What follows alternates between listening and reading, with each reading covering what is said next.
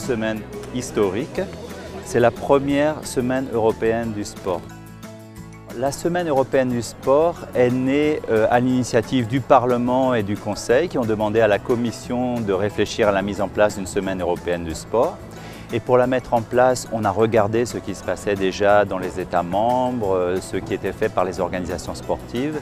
Une des sources d'inspiration a d'ailleurs été la France. L'Esplanade de la Défense, je pense que c'est un lieu tout à fait symbolique pour un des aspects de la semaine qui est de promouvoir le sport en entreprise.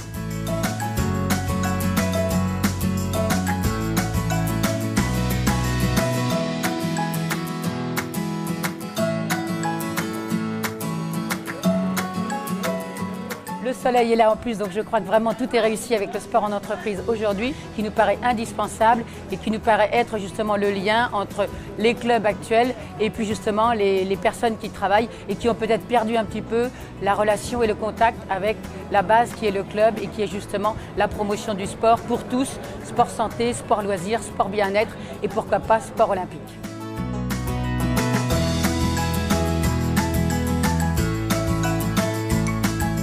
Nous, en tant que DRH, on n'a pas forcément une bonne vision de ce que peut être le sport en entreprise. On est quand même, surtout à la défense, dans des postes plutôt sédentaires où notre corps ne bouge pas énormément.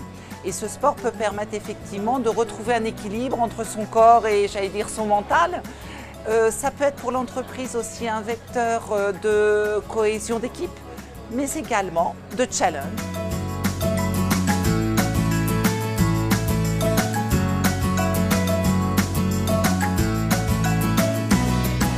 La France est plutôt bien placée en matière de développement du sport en entreprise. Ça ne veut pas dire que tout est fait, beaucoup reste à faire. J'espère tout simplement que les choses qu'on voit ici vont inspirer encore plus de pratiques dans les entreprises.